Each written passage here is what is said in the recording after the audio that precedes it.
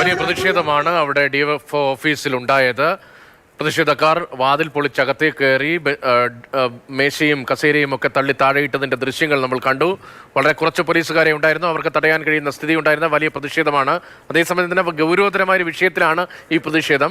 അതിനൊപ്പം തന്നെ രാഷ്ട്രീയം കൂടി ചേർത്ത് വായിക്കേണ്ടതുമുണ്ട്. PV അൻവറിന്റെ നേതൃത്വത്തിൽ ഇങ്ങനൊരു പ്രതിഷേധം നടക്കുമ്പോൾ സർക്കാരുമായി തെറ്റിപ്പിരിഞ്ഞ് നിൽക്കുന്ന PV അൻവർ സർക്കാരിനെതിരെ വിവിധ വിഷയങ്ങളിൽ രംഗത്ത് വന്നിരുന്നു.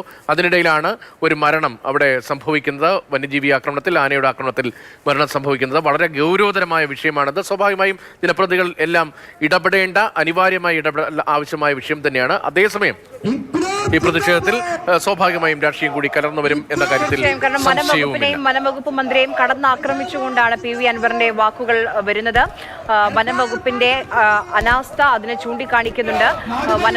ഒരു ജീവൻ നഷ്ടപ്പെട്ടു കഴിഞ്ഞു, ഇനി എത്ര ജീവൻ എടുക്കാനാണ് ആലോചന എന്നൊക്കെ ചോദിക്കുന്നുണ്ട്. അതേസമയം ഇവിടെ മറുഭാഗത്ത് DFO ഓഫീസിൽ കൈവിട്ട കളിയാണ് ഇപ്പോൾ PV അൻവറിന്റെ അനുയായികൾ കാണിച്ചുകൊണ്ടിരിക്കുന്നത്. അതേപ്പറ്റി ചോദിക്കുമ്പോൾ അത് പാർട്ടി പ്രവർത്തകരുടെ വികാരമാണ്, തനിക്കത് തടുക്കാൻ കഴിയില്ല, പറഞ്ഞാൽ കേൾക്കാത്തവരെ എന്ത് ചെയ്യുമെന്ന് കൂടി PV അൻവർ ചോദിക്കുന്നുണ്ട്. ഒരു ഭാഗത്ത് DFO ഓഫീസിലേക്ക് അകത്ത് കയറി പ്രവർത്തകർ കസേരയും ഒക്കെ എറിഞ്ഞു മുട്ടിക്കുന്നുണ്ട്, വാതിൽ തകർക്കുന്നുണ്ട്. അതൊരു ഭാഗത്ത് നടക്കുന്നു. മറുഭാഗത്താണ് ഇപ്പോൾ PV അൻവറിന്റെ നേതൃത്വത്തിൽ ഇപ്പോൾ ഈ പ്രതിഷേധ മാർച്ച് ഇതുമായി ബന്ധപ്പെട്ട് നടക്കുന്നത്.